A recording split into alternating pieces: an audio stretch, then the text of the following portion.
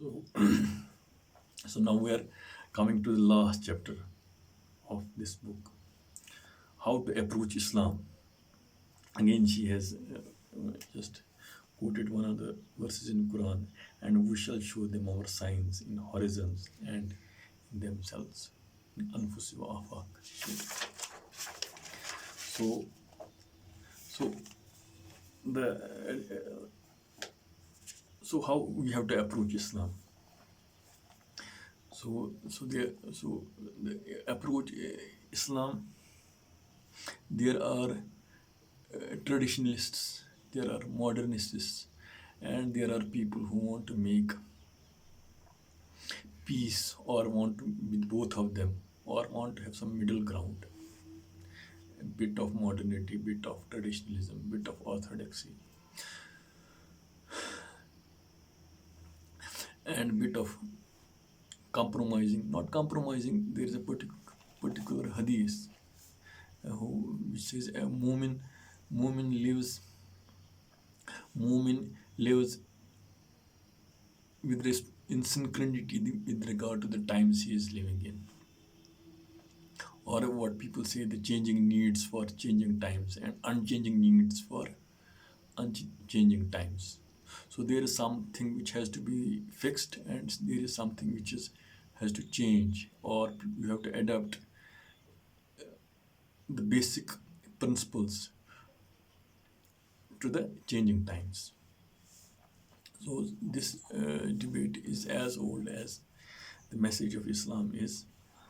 But how Annemarie says is that in which language does modern Muslim express himself, his faith and his ideals? That is a question not only of philology but also of a general attitude. So visible in modern art, audible in modern music, reflected in modern literature, and will be every all aspects of human life. So, but she is also trying to just take us to our reality, which is existing in our times. How a modern Muslim, faced with the overwhelming success of our Western technology, finds a way to how he should find a way to accept and cope with the time-honored teachings of traditional tafsir and hadith in modern times. Is not the science ilm, which is basically geared towards preparation of human beings for hereafter, obsolete and to be discarded? So this is a dilemma of modern Muslim. So the has the changes in science and technology and the underlying philosophical paradigm, which is very much materialistic and this worldly, and which is whose emphasis is on this life only. Uh, how it has to be seen in the background that ilm, the definition of ilm, is basically geared towards preparations of human beings for hereafter. And is it to be discarded, our understanding of ilm, the way from tafsir and hadith in modern times?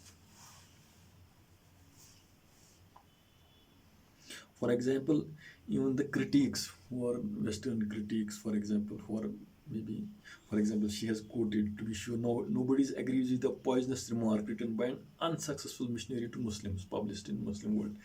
So even a critique has somehow articulated in this paragraph that even if a savage found a full satisfaction in animism, means primitive worship, or semi-civilized man in Islam, but that doesn't not prove that either animism or Islam could meet the needs of civilized man. So what he wants to say in this paragraph is that even semi-civilized Islam makes a person semi-civilized, and the Islam as a philosophy or as a way of life is too obsolete to cater to the needs of modern man.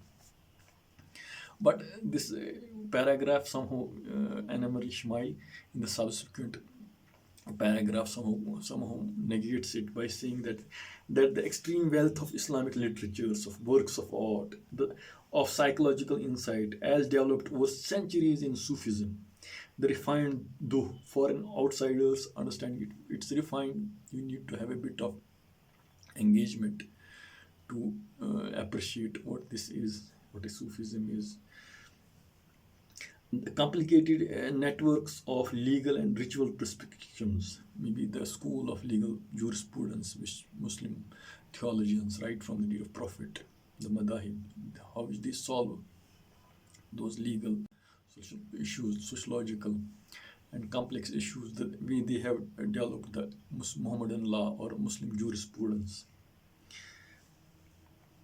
All this is being slowly discovered, slowly in the West, and the attempts to understand and interpret Islam, especially in its mystical dimensions, for modern Westerners are increasing, as is the number of converts in Europe and America.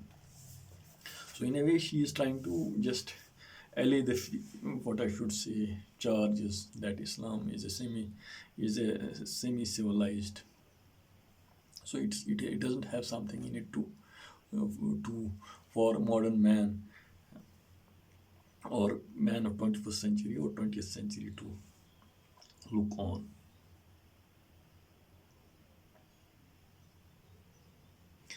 And this thing has been echoed by many Muslim philosophers and scholars. For example, so what to do? So what to do? How to come out of it? Really, to have an understanding of Islam which is in concurrence in the times we are living in. So even she is saying that maybe a lot of people are saying that there is no Luther available, Martin Luther. The way Martin Luther somehow reformed Christianity. Maybe a lot of Turkish students as well as modernist thinkers have often mentioned example of Luther.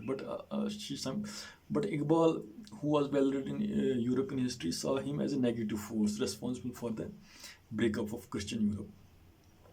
As Islam has no structure comparable to Roman Catholic Church and no centralized source of authority such as Pope, so it's impossible to imagine a single person emerging and freeing Islam from what Fazlul Rahman, modernist thinker, has called the dead weight of the time. So Islam was at the beginning a reform movement which brought a fresh approach to life into medieval world, but became increasingly surrounded over the centuries by ever-hardening trust of legalistic details, traditions, scholia, commentaries, super commentaries. The innovative impetus of Prophet, how Prophet of Islam saw the times he was living and how he creatively uh, greatly approached problems of his times. Somehow, Lord Cromer, another critic, says more than a century made a famous remark saying that reformed Islam is no longer it doesn't remain Islam then if you reform it. So the situation has reached to this end for some of the critics.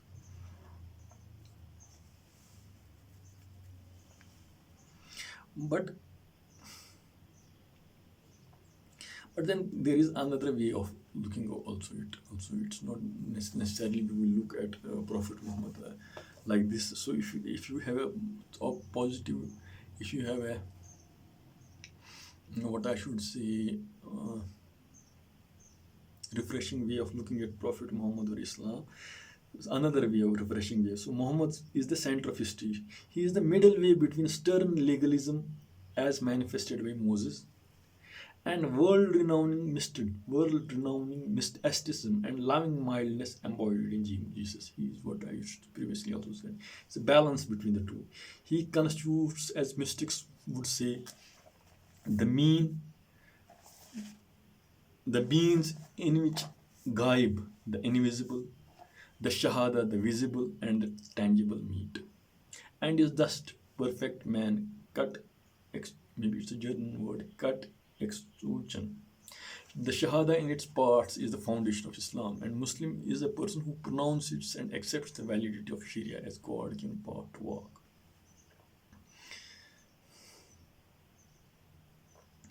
Now, but there is a need for a deeper ethical dimension, Iman, which means faith, which has been expressed in many writings, most probably by Ghazali.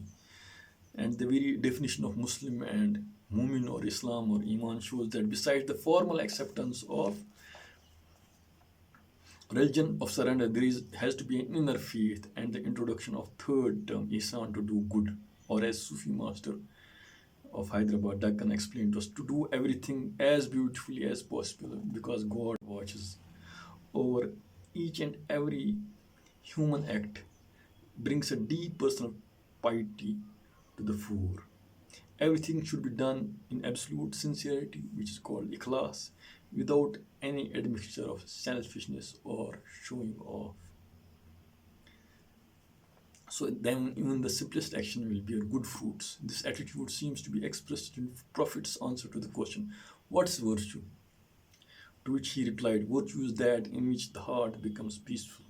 Not so much an external legal decision, fatwa, is the thing that matters, but ask your heart for a fatwa. So what your inner voice is. The emphasis should be that. So the fact that Muslims always want to go to Prophet's time, a lot of observers believe that Islam has become somehow fossilized as a rate of strict clinging to the externals. But simultaneously, modernists have also been constantly driving people to this verse. God doesn't change the condition of the people unless until they change their own conditions, unless they change what is in them. And so, so what is wrong? What is wrong? Why are not they able to cope up with the realities of current times? So, is there something inherently wrong with Islam, or there is something wrong with Muslims?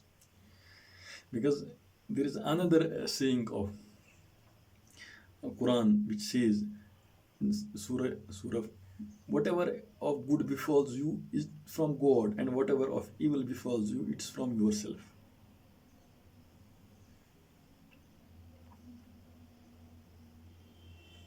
So you have to find the answer. You have to search inside. What is the problem? So to be sure there is always an unsolved. So the pen has dried up should therefore not be interpreted as meaning that everything and every human act was written once for all, but rather as Rumi insists there is one absolutely unchanging law, that is, good actions will be rewarded while evil will be punished. So, but again, it doesn't answer the questions how we have to change.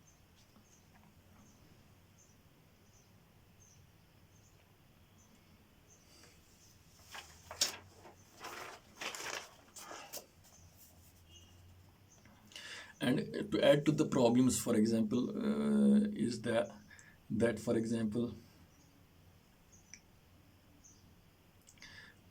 additional problem for majority of modern educated Muslims are they are used to thinking in either English. For example, I am just talking Islam in language of English, or I'm reviewing this book in English, but the canonical texts or the treasured texts of Islam of last 1500 years, they are in Persian or Arabic or other languages which are more closer to the origin message.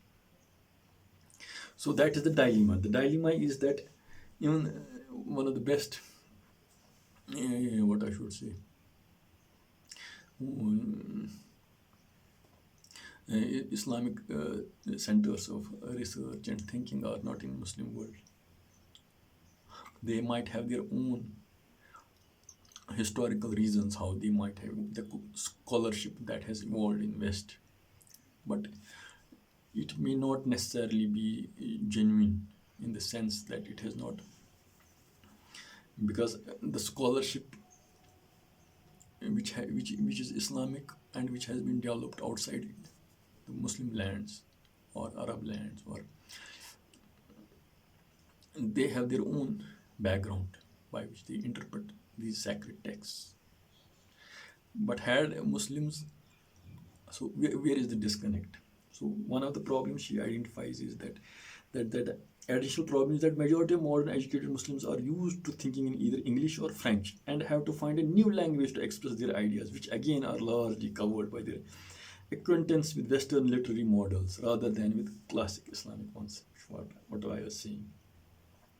For many Muslims are now born in completely un-Islamic environment and often come from a background that has nothing in common with the traditional Islamic settings. So Maulana Rumi is that famous thing. You might have best translations of Rumi's works in English. You don't know Shahnama, you don't know Firdausi, you don't know classic Arabic texts of whether poetry or this thing. Maybe apart from departments in the Arabic departments or Islamic studies department, I'm saying common people, common masses, the large section of Muslim masses. They are not they don't interface Islam firsthand from the primal sources. Whether it's Islam, not only Islam, Islamic literature, culture, theology, whatever the canonical texts, sacred texts. For Muslims are now completely born un-Islamic and often come from a background that has nothing common with the traditional Islamic setting. The various strands of Muslims, either born Muslims or converts. In USA, the Indians and the Pakistanis; in the UK, the Turks; in Germany, and the Algerians and the France, offer the most divergent approach to what seems to them true Islam, as well as to the problem of the Ummah. And the recent converts again add new shades of understanding to the picture. Shades that alternate between theosophical mysticism and strictest observant normative Islam. They no longer read and write in classical language of the Islamic world. And when their brothers and sisters in the Middle East do, they perhaps try to couch their message in antiquated Arabic style, or else shape their native tongues, Persian, Urdu, or even more Turkish, to cope with the exigencies of our time. So this is a predicament.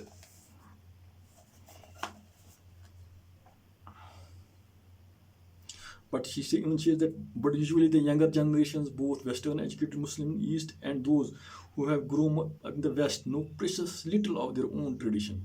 Everyone who has taught classical literature in Arabic, Turkish, Persian, or Urdu to native speakers of these languages experiences break with the tradition. And so now she is just giving a prognosis of why. So prognosis of fundamentalism, and it's understandable that fundamentalism, with its return to the stern observance of time modern models, emerged as a reaction of such overly westernizing trends.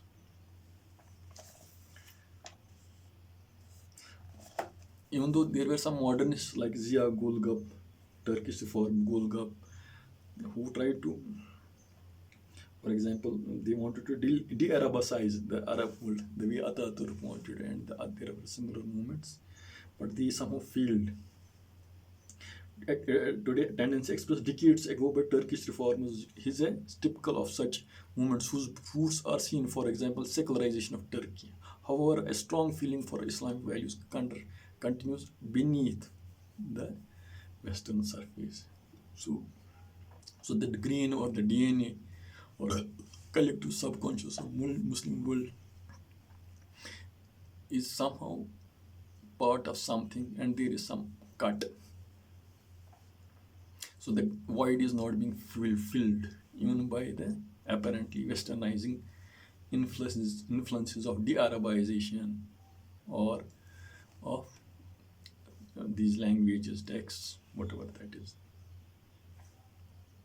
The solution by scholars like Faizi, while Iqbal advocated, Iqbal has a solution that we should return to a central sanctuary, to Makkah.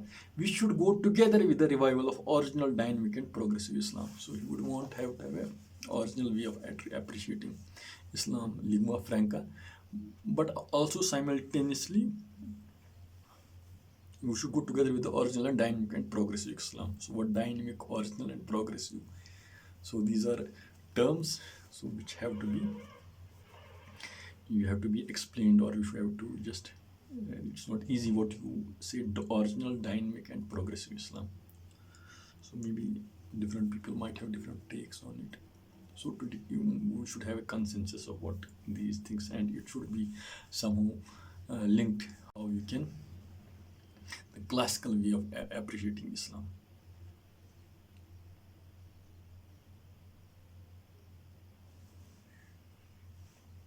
So, for example, the further she talks, the inner orientation of Islam towards Zahir and Batin, the historic, prophetic, and historic, the mystical stance has continued down the centuries.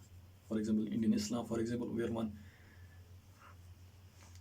In the same way, it's also possible to see inner Islamic tensions expressed in terms of nomos-oriented and eros-oriented religion. For example, normative Islam is built upon the law in which God's will is revealed and therefore averse to the movements that seem to break out of the sacred limits of law, to indulge in practices not exactly compatible with norms.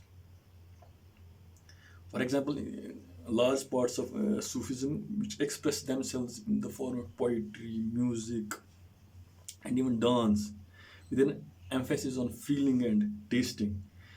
In short, ecstatic movements, which are typically eros oriented, not nomos oriented. Nomos means dependent upon law, norm. Eros means pleasure, love, going. But there have been people who want to have a balance between the two. There have been Sufis who have wanted to be Sharia, who wanted to obey law also. So law-abiding Sufis, you can see. So for Sharia law, the divine deployment, just as the Shahada is the first parts of the divine daily and its second part to be law. Fatiha, Iyaka, Nabud, wa Iyaka Nasta'in. Thus we worship points to the law, while its continuation, Iyaka Nasta'in, to thee we turn for help, refers to divine reality. The law promises, perhaps even guarantees, the human being's posthumous salvation, while in mystical trends, the tendency to touch the divine here and now, to reach not so much a blessed life in hereafter, which is only a kind of continuation of the present life, but rather immediate experience of love.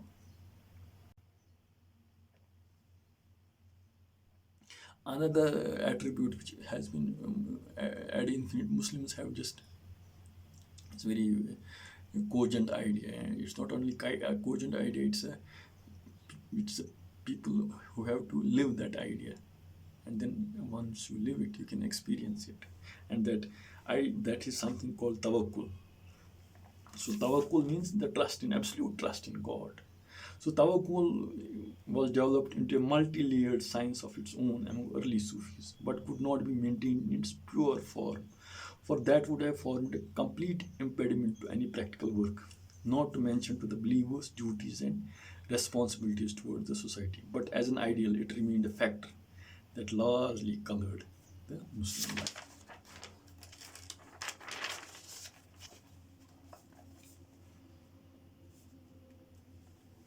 One important thing is that, for example, the another thing which concept of religion of unrest, often forgotten times of. So Iqbal wants to us to what Annemarie Suhail also what quotes Iqbal. She's even conceals in the picture of living has been revived in the 20th century by Iqbal. The concept of religion of unrest. So it's an idea which has been revived by Iqbal. It's also being recommended by Suhail, who not in a direct way but in a subtle way, means emphasizing that Islam is a dynamic force and that it is the living God of the Quran whom the Muslims should remember and to whom they should turn instead of indulging Hellenizing mystico philosophical ideas of a mere prima causa which has receded completely from the active involvement of the world. So it's the old debate that God, the watchmaker's clock of John Stuart Mill, and debate that world has been started. And Mill says, I have not seen clock, I have seen clockmakers making the clock, and I have not seen anybody, so it borders on atheism. So God was receded to the early sin universe, when universe got started at that primal Big Bang or whatever you might call it. But it militates the very idea against this thing, Allahumma fi samawati wa fi God is constantly, is a sustainer, creator of the universe. His solution is rather than looking at these Hellenizing mystico-philosophical ideas of mere prima causa, we should just go back to the idea of the living God who is talking to you, who is closer to you more than a jugular vein. And he further quotes Fima Fihi of Rumi and other people.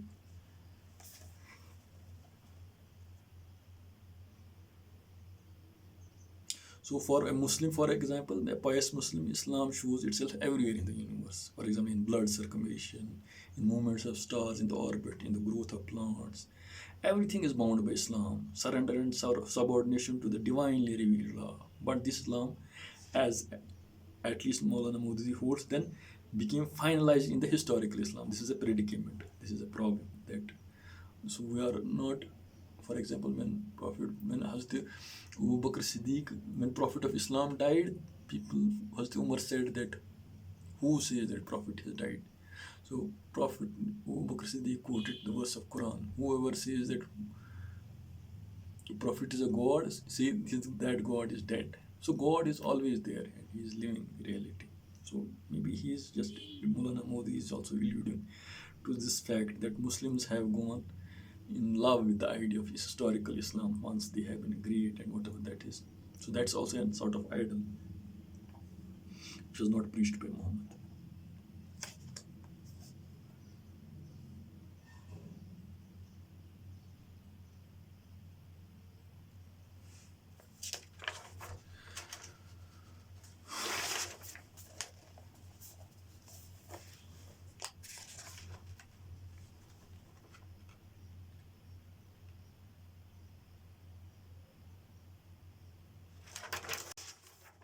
So historians, so the another thing is that historian, uh,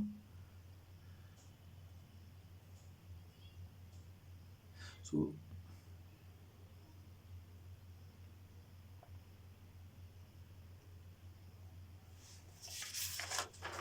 so I'll just so but so where is one finding builder of, so I'll just end this thing by saying that perhaps what Annemarie Ishmael in a very beautiful way has quoted Rumi.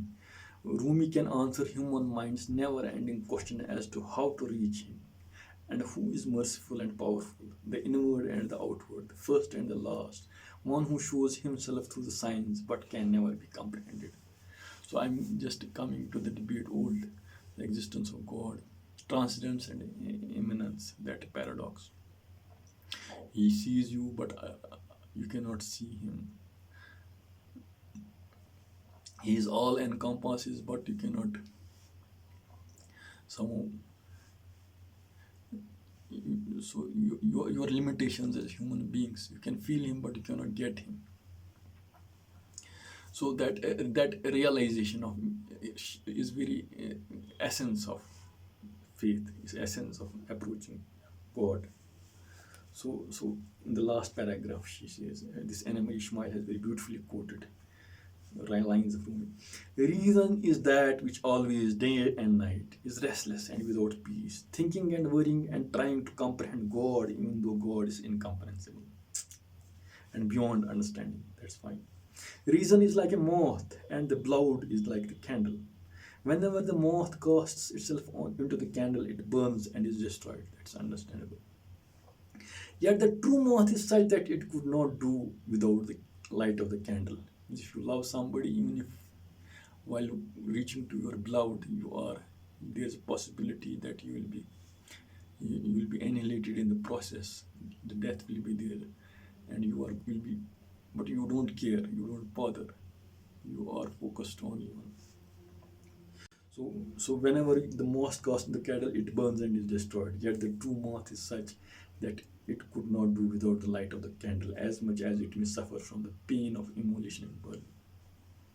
If there were any like moth that could do without the light of the candle and would not cast itself into the light, it would not be the real moth. So she is giving us the standards, gold standards. What is the gold standards? How you can prove you are the true lover or not, And if you don't burn, so you have not reached that stage. And if the moth cast itself into candle's light and the candle did not burn, then that could not be true candle. Means even the person you are worshipping, it's not the person worth worshipping if it did not vanquish you, if it did not burn. So the properties are such. So the human being, therefore, the human being who can live without God and does not undertake any effort is not a real human being.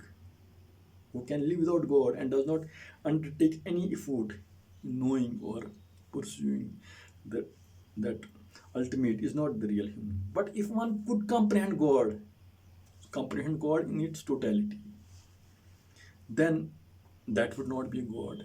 So you have a feeling, you have an appreciation, but you cannot totally encompass that ultimate reality.